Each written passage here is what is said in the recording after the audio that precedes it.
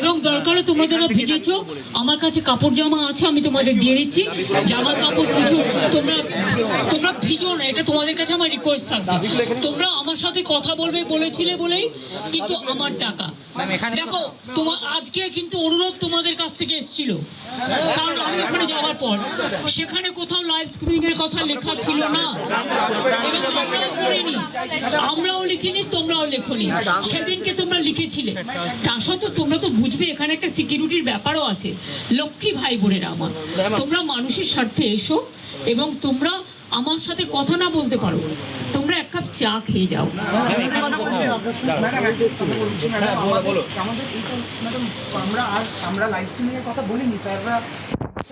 আমি তো তোমাদের বলেছি যেহেতু কোর্টে ব্যাপারটা বিচারাধীন আছে, তোমাদের মিনিটস আমি করে দেবো, মিটিং এর মিনিটস করে দেবো, পুরো ভিডিওটা আমি আজকে দিতে পারবো না, আমি মিনিটস করে দেবো।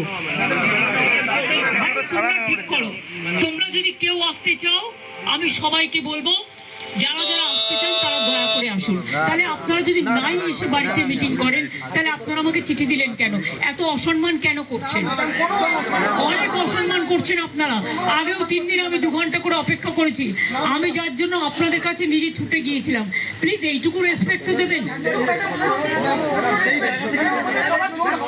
আমি তো আমারও জোড়াত আছে তোমাদের জন্য। তোমরা ছোট আমি বড়, কিন্তু মনে রাখো আমি আন্দোলন করা লোক, আমি আন্দোলনকে মর্যাদা দিতে জানি, তাই তোমাদের কাছে তোমরা আসার আগে আমি ছুটে গিয়েছিলাম। তোমাদের আমি বলছি কেউ কেউ আমি জানি না কারা এর মধ্যে আছো কারা নেই, কিন্তু আমি তোমাদের সবাইকেই বলবো ফরগেট পলিটিক্স, মানুষের স্বার্থে এসো কথা বলো। আমি তোমাদের দেখো, যদি তোমরা কথা বলতে না চাও তাহলে তোমাদের বলবো তোমরা ভিজো না। আসছো না কেন? আসছো না কেন? আমরা আসছো না কেন? তোমরা ভিডিওর কথা লেখোনি। ট্রান্সপারেন্সি থাকবে, নোট মিনিটস করে দেবো, মিনিটস করে মিনিট সই করে দেবো। আমাদের গভর্নমেন্টের পক্ষ থেকেও সই করবে, তোমাদের পক্ষ থেকেও একজন সই করবে।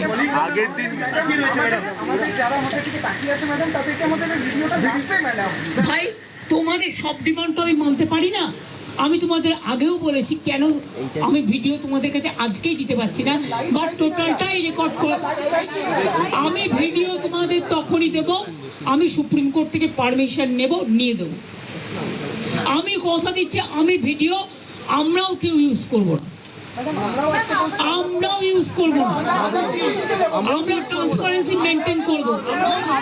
দেখো আমি তোমাদের বলি, আমি হাত জোর করে বলছি যদি এসো, কিন্তু তোমরা ভিজো না।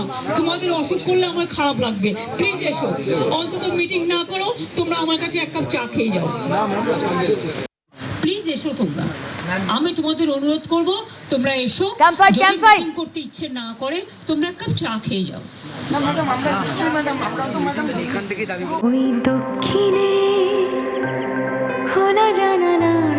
গাঙ্গুলি গ্রুপ আপনার পছন্দ বোঝে।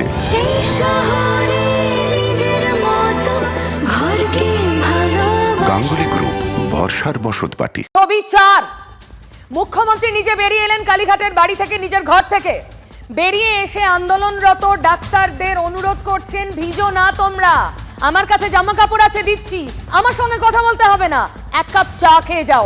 ছবি 4, পর পর পর পর ছবি তৈরি হচ্ছে। মঙ্গলবার শুনানি সুপ্রিম কোর্টে। চলুন এই মুহূর্তে ডাক্তাররা এবার কি করবে, মুখ্যমন্ত্রী নিজে যখন বললেন কি করবেন ডাক্তাররা জানবো। আমার সঙ্গে রয়েছেন আমার তিনজন প্রতিনিধি, সুশোভন, সুপ্রিয় এবং সৌরভ।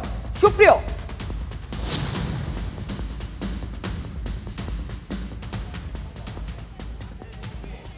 দেখো এখনো পর্যন্ত কিন্তু আজকের এই যে বৈঠক, সেই বৈঠক শুরু হয়নি এবং সেক্ষেত্রে বৈঠক শুরু না হওয়ার অন্যতম কারণ যেটা হয়ে দাঁড়াচ্ছে, কারণ জুনিয়র ডাক্তার আন্দোলনরত তাদের তরফ থেকে সেগুলো আমরা জেনে গেছি, গোটা বাংলা জেনে গেছে। মুখ্যমন্ত্রী বলার পর ডাক্তাররা কি করবেন?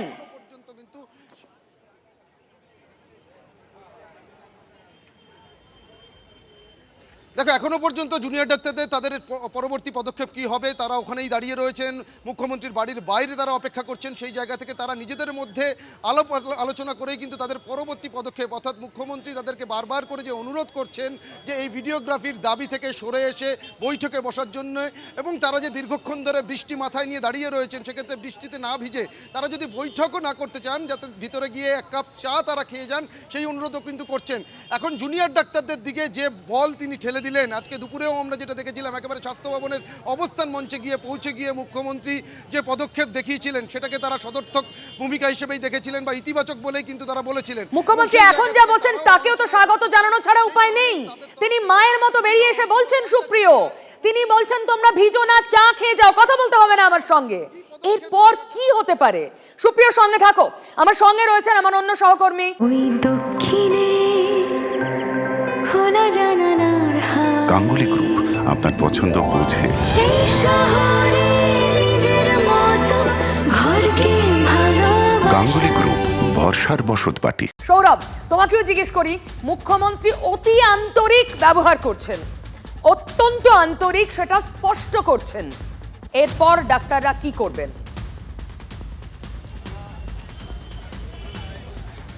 দেখো, নবান্ন সভাঘরে আমরা দেখেছিলাম 1.5 ঘন্টা তিনি অপেক্ষা করেছিলেন। আজকে তিনি আন্দোলনকারীদের মঞ্চে গিয়ে বলেছেন মুখ্যমন্ত্রী না, দিদি হিসেবে এসেছি। কিছুক্ষণ আগে বৃষ্টিতে ভিজছেন যখন আন্দোলনকারীরা, তাদেরকে চা খাওয়ার আমন্ত্রণ জানালেন, তিনি বললেন কথা বলতে হবে না। এখানে কোথাও মুখ্যমন্ত্রীর কণ্ঠস্বর ধ্বনিত হলো না, কোথাও একটা যেন দিদি সুলভ মমতা বন্দ্যোপাধ্যায়ের যে একেবারে সিগনেচার যে ট্রেডমার্ক বাংলার রাজনীতি এবং সর্বভারতীয় রাজনীতিতেও, তার যে একটা দিদি, তিনি রাজনীতির দিদি, এবং সেই দিদির সুলভ আচরণই কিন্তু তিনি করেছেন। এই ছবিটাকে সামনে রেখে তুমি যে বারে বারে বলছো যে বিভিন্ন দৃশ্য জন্ম নিচ্ছে, এই দৃশ্যটা যে তৈরি হলো, এটাকে শাসক দল তৃণমূল কংগ্রেস বলবে যে মমতা বন্দ্যোপাধ্যায় তো তার সর্বশেষ প্রচেষ্টা করেছেন, তিনি তো মুখ্যমন্ত্রীর আচরণ করেননি। অতি নমনীয় এবং নিজের পদমর্যাদাকে ছেড়ে একেবারে ব্যক্তি মমতা বন্দ্যোপাধ্যায়ের সামনে এসেছেন এই সমস্যাকে সমাধান করবার জন্য। একেবারে তারপরেও যদি জট না খোলে, এই দায় চিকিৎসকদের। অন্যদিকে চিকিৎসকরা, এবং তাহলে সৌরভ দেখো, ঠোঁট কাটা তো প্রশ্ন করতেই মানে কোনোভাবে আটকাতে পারছি না। তাহলে এইটা কৌশলী অবস্থান রাজ্য সরকারের, যে তারা অত্যন্ত আন্তরিক, তারা সহমর্মী, বারবার চাইছে, চেষ্টার পর চেষ্টা করছে, কিন্তু বলটা ঠেলে দেওয়া হচ্ছে ক্রমাগত জুনিয়র ডাক্তারদের কোর্টে। ঠিক এই কথাটাই আমি তোমাকে তখন সেই সময় আমরা যে আলোচনাটা করছিলাম, এই কথাটাই বলছিলাম যে মুখ্যমন্ত্রীর আজকে অবস্থানকারীদের মাঝখানে চলে যাওয়া, আন্দোলনকে কুর্নিশ জানানো, এবং সেটা কিন্তু একটা বাড়তি একটা অদৃশ্য চাপ তৈরি করেছিল আন্দোলনকারীদের উপরে। তাই তারা কোনো সরকারি ভবনে আলোচনা হচ্ছে না জেনেও তাদের সদিচ্ছা পাল্টা দেখাবার জন্যই কিন্তু আজকে কালীঘাটে এসেছিলেন। কিন্তু লাইভ স্ট্রিমিংয়ের এই যে স্বচ্ছতার দাবি, এই দাবি থেকে তারা সরে আসলেন না। তার কারণ তাদের সহযোদ্ধারা এই দাবিতে রাস্তায় বসে রয়েছেন। সেই জায়গা থেকে তৃণমূল কংগ্রেস রাজ্যের শাসক দল এবং প্রশাসন মুখ্যমন্ত্রীর এই যে 1, 2, 3 নবান্নে 1.5 ঘন্টা বসে থাকা, আন্দোলনকারীদের মাঝখানে চলে যাওয়া, বাড়ি থেকে বেরিয়ে এসে চা খাওয়ার নিমন্ত্রণ করা, এই সমস্ত যে তার যে অ্যাপ্রোচ, এই সমস্তকে কিন্তু শাসক দল এবং প্রশাসন মুখ্যমন্ত্রীর শেষ চেষ্টা এবং মুখ্যমন্ত্রীর তরফ থেকে কোনো ধরনের আন্তরিকতার কোনো ঘাটতি হয়নি। এটা পাল্টা রাজনীতির ময়দানে পাল্টা কৌশল হিসেবে ব্যবহার করতে পারে শাসক দল তৃণমূল কংগ্রেস। সৌরভ, আমি আবার আসবো তোমার কাছে। ঠিক কি বললেন মুখ্যমন্ত্রী? দেখুন, পরপর 4টে ফ্রেম, একটা নবান্ন, 2 ধর্ণা মঞ্চ, তারপরে আজকের মুখ্যমন্ত্রী প্রস্তুত হয়ে দাঁড়িয়ে আছেন, এবং এখন মুখ্যমন্ত্রী কথা বলছেন বেরিয়ে এসে। আবার শুনুন কি বললেন একটু আগে। প্লিজ এসো তোমরা, আমি তোমাদের অনুরোধ করব, তোমরা এসো। যদি মিটিং করতে ইচ্ছে না করে, তোমরা এক কাপ চা খেয়ে যাও, এবং দরকার তোমরা যারা ভিজেছো, আমার কাছে কাপড় জামা আছে, আমি তোমাদের দিয়ে দিচ্ছি। জামা কাপড় কিছু তোমরা ভিজো না, এটা তোমাদের কাছে আমার রিকোয়েস্ট থাকবে। তোমরা আমার সাথে কথা বলবে বলেছিলে বলেই কিন্তু আমার টাকা। দেখো, আজকে কিন্তু অনুরোধ তোমাদের কাছ থেকে এসেছিল, কারণ আমি ওখানে যাওয়ার পর সেখানে কোথাও লাইভ স্ক্রিনিং এর কথা লেখা ছিল না, এবং আমরাও করিনি, আমরাও লিখিনি, তোমরাও লেখনি। সেদিনকে তোমরা লিখেছিলে, তা সত্ত্বেও তোমরা তো বুঝবে এখানে একটা সিকিউরিটির ব্যাপারও আছে। লক্ষ্মী ভাই বোনেরা আমার, তোমরা মানুষের স্বার্থে এসো, এবং তোমরা আমার সাথে কথা না বলতে পারো, তোমরা এক কাপ চা খেয়ে যাও।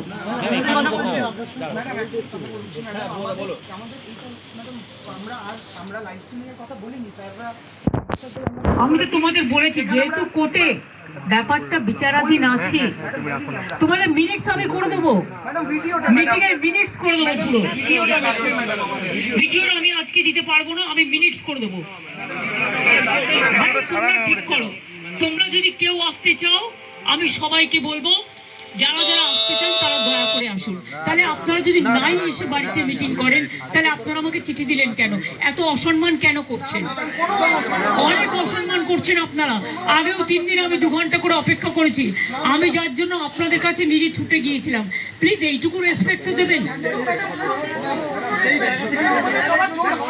আমি তো, আমারও জোড়াত আছে তোমাদের জন্য। তোমরা ছোট, আমি বড়, কিন্তু মনে রাখো আমি আন্দোলন করা লোক, আমি আন্দোলনকে মর্যাদা দিতে জানি। তাই তোমাদের কাছে তোমরা আসার আগে আমি ছুটে গিয়েছিলাম। তোমাদের আমি বলছি, কেউ কেউ আমি জানি না কারা এর মধ্যে আছো কারা নেই, কিন্তু আমি তোমাদের সবাইকেই বলবো, ফরগেট পলিটিক্স, মানুষের স্বার্থে এসো, কথা বলো। আমি তোমাদের দেখো, যদি তোমরা কথা বলতে না চাও তাহলে তোমাদের বলবো তোমরা ভেজো না। তা আসছো না কেন? আমরা আসছো না কেন? তোমরা ভিডিওর কথা লেখোনি। ট্রান্সপারেন্সি থাকবে, নোট মিনিটস করে দেবো, মিনিটস করে মিনিট সই করে দেবো। আমাদের গভর্নমেন্টের পক্ষ থেকেও সই করবে, তোমাদের পক্ষ থেকেও একজন সই করবে। আগের দিন ভাই, তোমাদের সব ডিমান্ড তো আমি মানতে পারি না। আমি তোমাদের আগেও বলেছি কেন আমি ভিডিও তোমাদের কাছে আজকেই দিতে পারছি না, বাট টোটালটাই রেকর্ড করে আমি ভিডিও তোমাদের তখনই দেব, আমি সুপ্রিম কোর্ট থেকে পারমিশন নিয়ে দেবো। আমি কথা দিচ্ছি, আমি ভিডিও আমরাও কেউ ইউজ করবো না, আমরাও ইউজ করবো না, আমরা ট্রান্সপারেন্সি মেনটেন করবো। দেখো, আমি তোমাদের বলি, আমি হাত জোর করে বলছি, যদি প্লিজ এসো, কিন্তু তোমরা ভিজো না। তোমাদের অসুখ করলে আমার খারাপ লাগবে, প্লিজ এসো। অন্তত মিটিং না করো, তোমরা আমার কাছে 1 কাপ চা খেয়ে যাও। টান টান জমজমাট বৃষ্টি ভেজা শনি সন্ধে কালীঘাটে মুখ্যমন্ত্রী বলছেন, তোমরা আমাকে অনেক অসম্মান করেছো, একটু তো রেসপেক্ট দাও। কথা বলতে এসেছো, না বলতে চাইলে চা খেয়ে যাও। ডাক্তাররা কি বলছেন এরপর আমি মুখিয়ে রয়েছি জানার জন্য, নিশ্চয়ই আপনিও। সৌরভ দত্ত আমার অন্য সহকর্মী বলবে। সৌরভ, প্রিয়দের জুনিয়র চিকিৎসকেরা বলছেন তারা আরো কিছুক্ষণ অপেক্ষা করবেন, তবে কোনো মতেই যতক্ষণ না পর্যন্ত তারা এই লাইভ স্ট্রিমিং যদি নাও হয়, লাইভ স্ট্রিমিং বাদ দিয়ে পরবর্তী যে তারা দাবিগুলো জানিয়েছেন, ইদার তাদের ভিডিওগ্রাফার থাকবে, আর নয়তো তাদের যে ভিডিও রেকর্ডিং হবে সেটার কপিটা তারা পাবেন বা মিনিটসটা তারা পাবেন। এই প্রশ্নে তারা অনড় রয়েছেন। যে প্রশ্নটা আমরা জিজ্ঞেস করেছিলাম যে মুখ্যমন্ত্রী যখন এতখানি স্নেহশীল এবং তিনি যখন নিজে বেরিয়ে আসছেন রাজ্যের প্রশাসনিক প্রধান, তখন কেন এই অনড় অবস্থান, সেক্ষেত্রে তাদের বক্তব্য হচ্ছে মুখ্যমন্ত্রী স্নেহশীল হয়েই তিনি একই সঙ্গে এটাও জানিয়েছেন যে সুপ্রিম কোর্টের যেহেতু শুনানি রয়েছে তার আগে তিনি ভিডিওগ্রাফির কোনো কপি দিতে পারবেন না। আর তাদের ক্ষেত্রে বাধ্যবাধকতা হচ্ছে যে এই আন্দোলনের পিছনে তারা এসছেন 35 জন প্রতিনিধি হিসেবে, কিন্তু স্বাস্থ্য ভবনে যারা বসে রয়েছেন, যাদের সিদ্ধান্তকে নিয়ে তারা এখানে এসছেন, তাদের পক্ষেও একটা যে 3টি বিকল্প বলা হয়েছিল সেই 3টি বিকল্পই তারা বলেছেন। তাদের পক্ষ বক্তব্য হচ্ছে তারা কি আলোচনা করছেন সেটা তারাও শোনার জন্য উদ্গ্রীব রয়েছেন প্রকাশ্যে, যাতে পরবর্তী ক্ষেত্রে কোনো রকম কোনো বিভ্রান্তি তৈরি না হয়।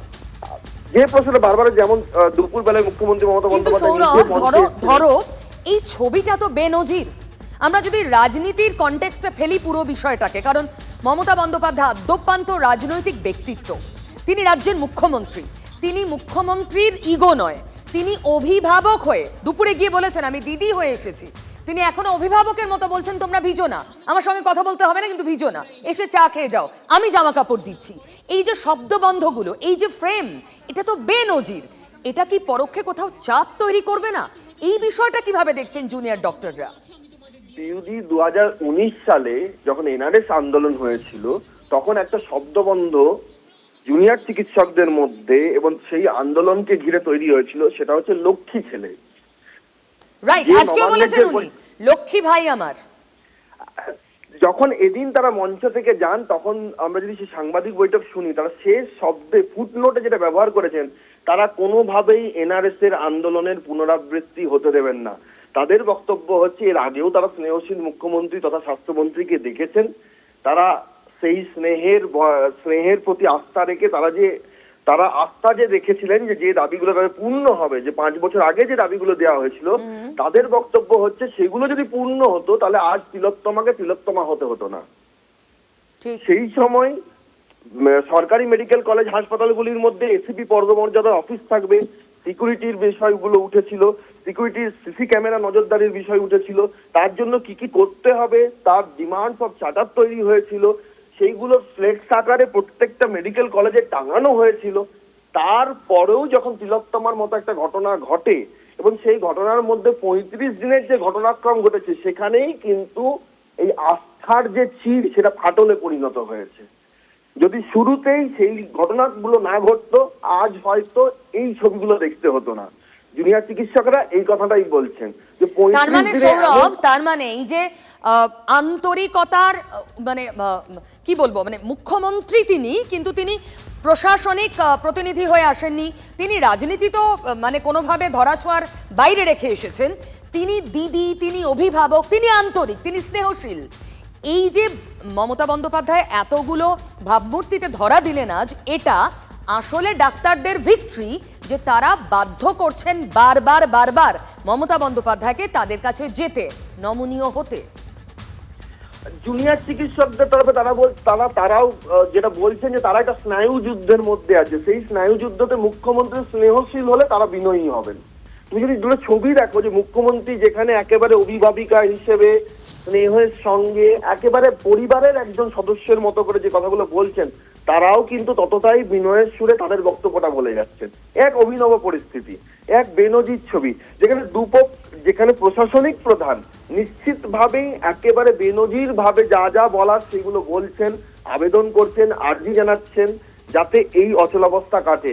উল্টো দিকে জুনিয়র চিকিৎসকরা বলছেন যে আস্থার ঘাটতিটা এতখানি যে এই মুহূর্তে যে সমর্থন নিয়ে তারা এতদিন চলছেন, সেই সমর্থন সেই জনজোয়ারের মুখে যাতে প্রশ্নের মুখে পড়তে না হয়, সেই দায়বদ্ধতাও কোথাও তাদের মধ্যে রয়েছে।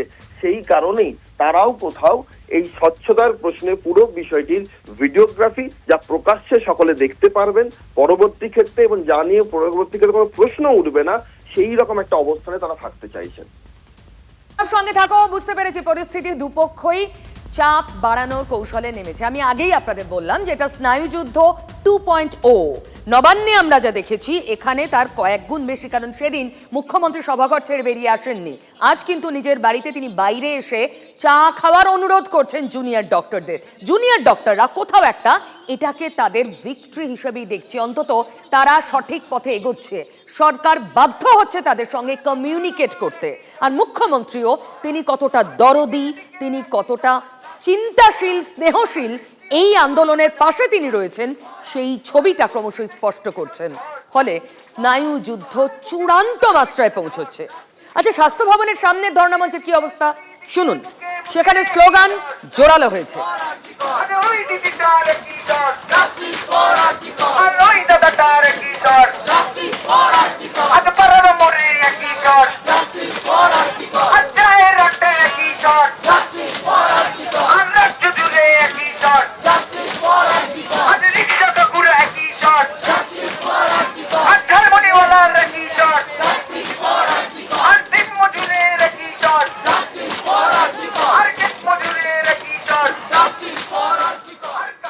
দেখুন, দুটো ফ্রেম কালীঘাটে বেনজির ফ্রেম তৈরি হলো।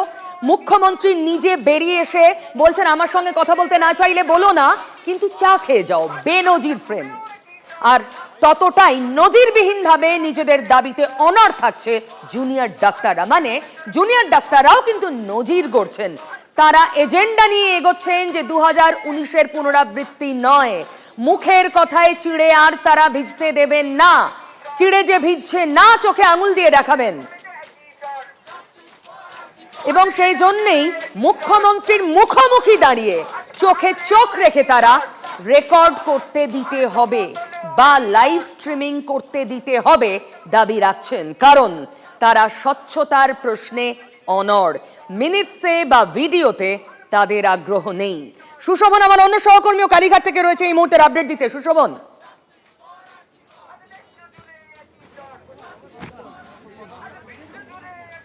দেখো, একেবারে দীর্ঘ সময় প্রায় 2 ঘন্টা হয়ে গেছে। তুমি একেবারে দেখতে পারবে যে দূরের দিকে তুমি জানো যে একেবারে তারা কিন্তু এখনো পর্যন্ত বাইরে দাঁড়িয়ে রয়েছে। অর্থাৎ স্বাভাবিকভাবেই প্রথম থেকেই তুমি জানো যে জুনিয়র ডাক্তাররা তারা কিন্তু একটা বিষয়ে বারবার বলে এসছে যে কোনো একক সিদ্ধান্ত তারা নেন না, তারা সিদ্ধান্ত নেন যারা জুনিয়র ডাক্তাররা রয়েছেন সবার ওপর নির্ভর করে সেই সিদ্ধান্ত হয়। অর্থাৎ এই জায়গায় দাঁড়িয়ে তারা যখন আজকে মুখ্যমন্ত্রী মমতা বন্দ্যোপাধ্যায়ের বাসভবনে এসছিলেন এবং সেই বাসভবনের যে অফিসে তাদের যে বৈঠকের কথা ছিল সেখানেও তারা যখন প্রবেশ করছিলেন তারা কিন্তু বলছিলেন যে তাদের যে 5 দফা দাবি সেই 5 দফা দাবি মানতে হবে। অর্থাৎ তারা প্রথম থেকে যে অনড় মনোভাব দেখিয়ে এসছিলেন এখনও কিন্তু তার অন্যথা নয়। সেই জায়গায় দাঁড়িয়ে এরপর তারা কি সিদ্ধান্ত নেয়, তার কারণ আমরা যেটা বরাবর দেখেছি, তারা যে সিদ্ধান্ত নেয় তার জন্য তারা প্রথমে একটি জেনারেল বডি মিটিং করে, তারপর তারা সমবেত হয়ে পরবর্তী পদক্ষেপ নেন।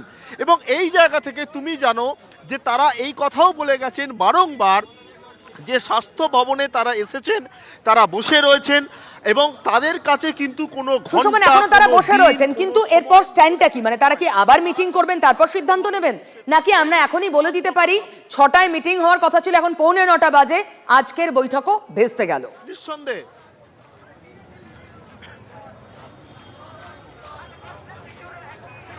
দেখো এখনো পর্যন্ত কিন্তু কোনোভাবে কোনো তরফ থেকে বরফ গলেনি।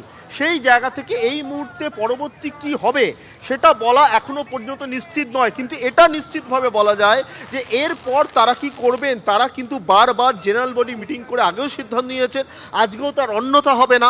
জেনারেল বডি আজকে এই মিটিং যদি কোনোভাবে কোনো তরফ থেকে যদি কোনো তারা না করেন তাহলে তারা নিশ্চিতভাবে এখান থেকে বেরিয়ে যাবেন, এবং যদি তারা এখান থেকে বেরিয়ে যান তাহলে কিন্তু তারপর তারা জেনারেল বডি মিটিং করবেন, তারপর তাদের আন্দোলনের যে তীব্রতা নিঃসন্দেহে বাড়বে।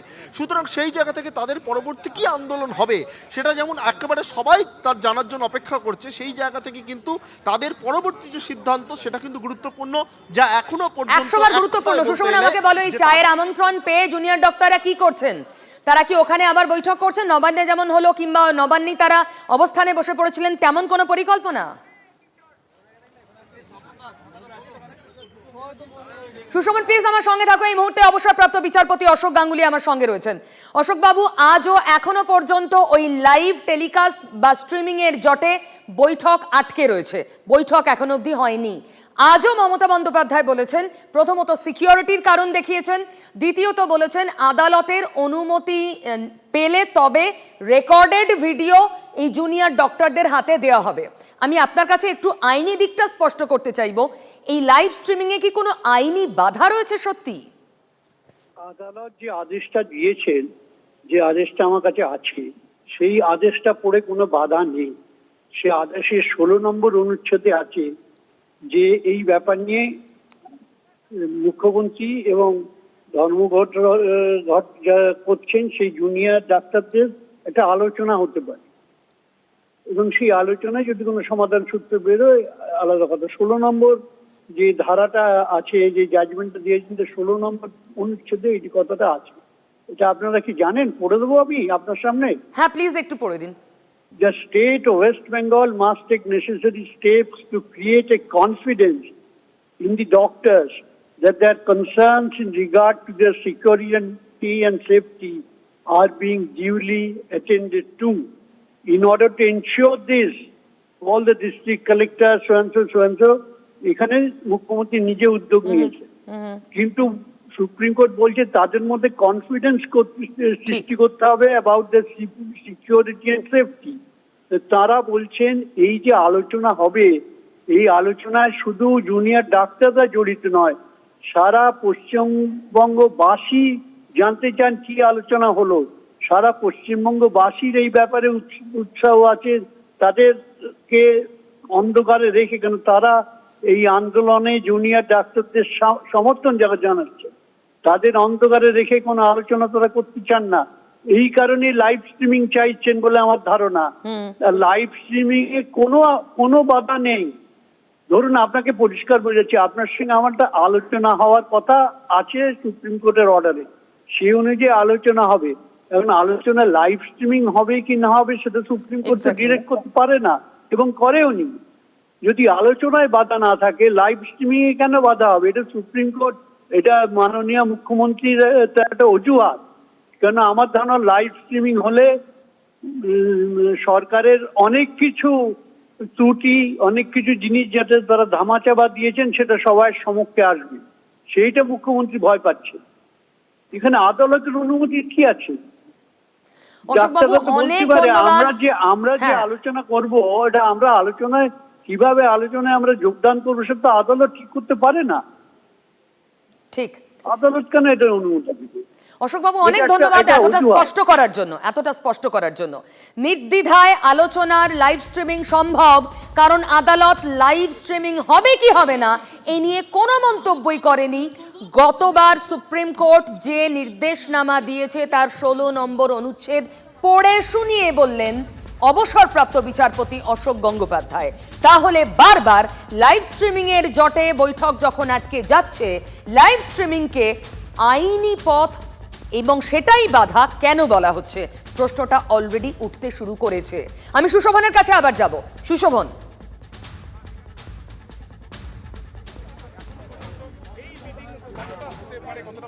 দেখো, যে কথা খুব গুরুত্বপূর্ণ যে এই মুহূর্তে দাঁড়িয়ে যারা জুনিয়র ডাক্তাররা রয়েছেন তারা কিন্তু নিজেরা বারবার নিজেদের মধ্যে কথা বলছেন। স্বাস্থ্য ভবনে তাদের যারা অন্য প্রতিনিধিরা রয়েছেন তাদের সঙ্গে কিন্তু বারবার কথা বলছেন এবং সেই জায়গায় কিন্তু পরবর্তী কি সিদ্ধান্ত হবে বা তারা কি সিদ্ধান্ত নেবেন সেই বিষয়টা কিন্তু খুব গুরুত্বপূর্ণ এবং তারা কিন্তু প্রত্যেকটি বিষয় বিবেচনা করে দেখছেন। যে কথা তুমিও বলছিলে যে আগের যে বৈঠক সেখানে যেমন স্নায়ুযুদ্ধ হয়েছিল, আজকেও কিন্তু সেই স্নায়ুযুদ্ধের তীব্রতা অনেকটা বেশি। সুতরাং সেই জায়গায় দাঁড়িয়ে আজকে এই বৈঠক কখন হয় বা আদেও না হলে পরবর্তী কি হয়, তাদের আন্দোলনের ভবিষ্যৎ কি হয়, তারা কিভাবে এই আন্দোলনের পথ বেছে নেয়, নিঃসন্দেহে গুরুত্বপূর্ণ।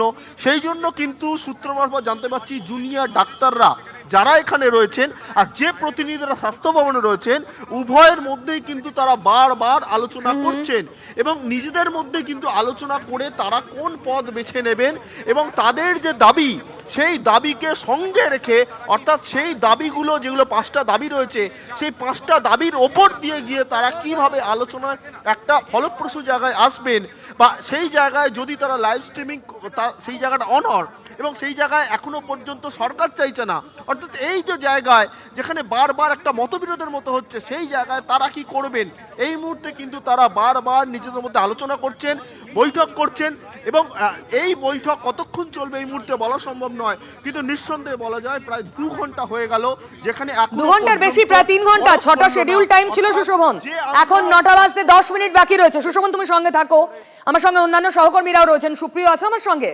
হ্যাঁ, শুনতে পাচ্ছি। হ্যাঁ, নতুন কোনো আপডেট পেলে?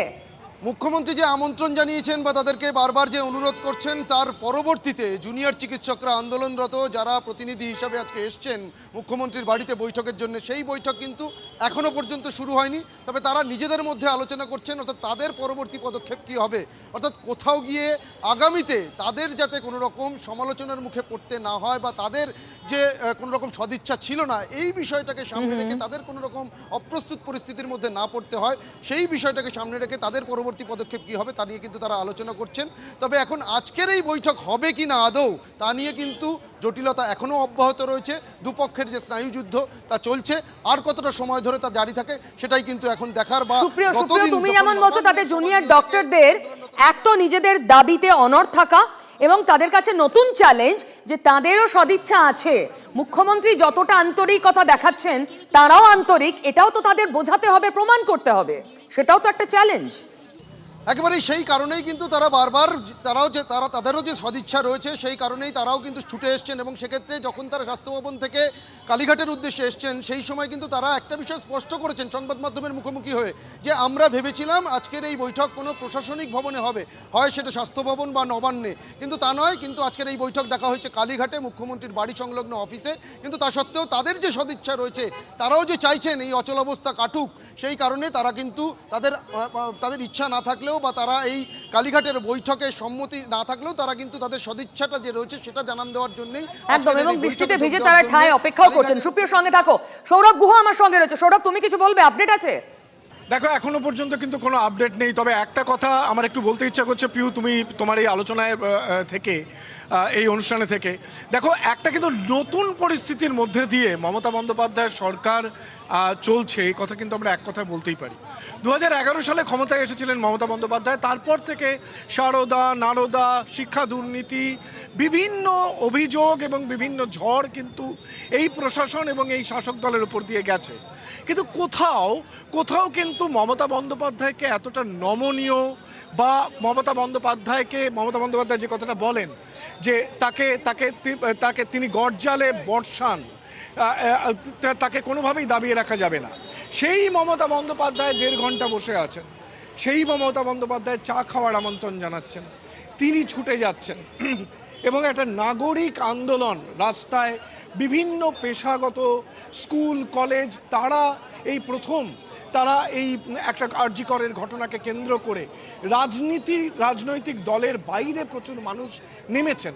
এটা কিন্তু আমাদের রাজ্যের পরিপ্রেক্ষিতে একটা খুব নতুন পরিস্থিতি। মানে তুমি বলছো এরকম নাগরিক সমাজের প্রতিরোধ রাজনীতির বৃত্তের বাইরে, যা অচেনা, প্রথমবার ফেস করছে এই সরকার, ফেস করছেন মুখ্যমন্ত্রী নিজে। তাই বোধহয় এই আমরা দেখছিলাম যে 36 দিন পর এত আন্তরিকতা কেন, জল মাপার সময়টা নেওয়া হচ্ছিল। এবং এই একটা যে নতুন পরিস্থিতি, তা সে বাংলাদেশের অনুপ্রেরণাই হোক বা গোটা বিশ্বে যে নাগরিক আন্দোলন অত্যন্ত শক্তিশালী হয়েছে রাজনীতির বৃত্তের বাইরে, অর্থাৎ রাজনৈতিক দলগুলির বৃত্তের বাইরে দাঁড়িয়ে, এই নাগরিক আন্দোলন যেটা পশ্চিমবঙ্গে ব্যাপকভাবে আমরা দেখতে পাচ্ছি প্রায় 1 মাস ধরে, এবং সেটা থামছে না, ছোট বড় চলছে, পাশাপাশি রাজনৈতিক দলগুলি করছে, কিন্তু নাগরিক আন্দোলন স্বতন্ত্রভাবে চলছে। এই উদ্ভূত পরিস্থিতিটা কিন্তু একটা নতুন পরিস্থিতি, এবং এই নতুন পরিস্থিতিতে যে মমতা বন্দ্যোপাধ্যায়কে দেখা যাচ্ছে, তা কিন্তু একদিকে যেমন তিনি এটা নিশ্চয়ই, এই ঘটনা আজকে এই বৈঠক ভেস্তে যাওয়ার পর শাসক দল এবং প্রশাসন বলতেই পারে যে মমতা বন্দ্যোপাধ্যায় শেষ পর্যন্ত আন্তরিক ছিলেন। চিকিৎসকের একাংশ তারা রাজনৈতিক উদ্দেশ্য প্রণোদিত, তাই অবস্থার জট কাটছে না। কিন্তু এটাও ঠিক যে প্রশাসন নমনীয়, প্রশাসন, মানে তুমি বলছো নতুন অচেনা পরিস্থিতি মোকাবিলায় attack is the best defence, এই ফর্মুলা ঝেড়ে ফেলে অচেনা মমতা ব্যানার্জিকে আমরা দেখতে পাচ্ছি, তিনি তার চেনা ফর্মুলা থেকে খোলস ছেড়ে বেরিয়ে আসছেন। দেখতে পাচ্ছি প্রশাসক মমতা বন্দ্যোপাধ্যায়, এবং কোথাও একজন প্রশাসক, তিনি যতই বলুন যে তিনি দিদি হিসেবে আসছেন, কিন্তু তিনি তো একটি রাজ্যের প্রশাসনিক প্রধান, সেক্ষেত্রে তিনি কিন্তু কোথাও একটা বেকায়দায় পড়েছেন কি, এরকম একটা ছবি কি ফুটে উঠছে না? এই যে দৃশ্যের অবতারণাগুলি ঘটছে, তাতে কিন্তু এই ব্যাখ্যাটাও কিন্তু উঠে আসবে। যেমন তৃণমূল কংগ্রেস বলবে যে তিনি তার সমস্ত ইগো ছেড়ে, পদমর্যাদার ইগো ছেড়ে, অলরেডি সেই ন্যারেটিভটা শুরু হয়ে গেছে, সোশ্যাল মিডিয়ায় তো ঘুরছে যে তিনি পারলেন চেয়ার ছেড়ে, তিনি পারলেন ইগো ছেড়ে আন্দোলনকারীদের মাঝখানে পৌঁছে যেতে। সৌরভ, এখানেই খুব ছোট করে আমি জানতে চাইবো, এই মুহূর্তে ডাক্তারদের কোর্টে বলটা যেমন গিয়েছে, তেমনই চাপ কিন্তু প্রশাসন বাড়াচ্ছে, সন্তর্পণে, চেনা ছন্দে না গিয়ে, পাল্টা। একেবারেই দেখো, তুমি যে কথাটা বললে যে চেনা মমতা বন্দ্যোপাধ্যায় কি, তিনি কি বলেন যে তাকে কোনোভাবে তার কণ্ঠস্বরকে দাবিয়ে রাখা যায় না। এই মমতা বন্দ্যোপাধ্যায় কিন্তু একটা অচেনা মমতা বন্দ্যোপাধ্যায়, অর্থাৎ প্রশাসক হওয়ার পরে নতুন মুখ্যমন্ত্রীকে আমরা দেখছি। একেবারে সৌরভ, অনেক ধন্যবাদ। তোমরা নজর রাখো, আমার সব সহকর্মীরা প্রত্যেক মুহূর্তের আপডেট দেবেন। বৈঠক এখনো হয়নি, কাঁটার নাম লাইভ। টোটকাটা আবার ফিরবে আগামীকাল।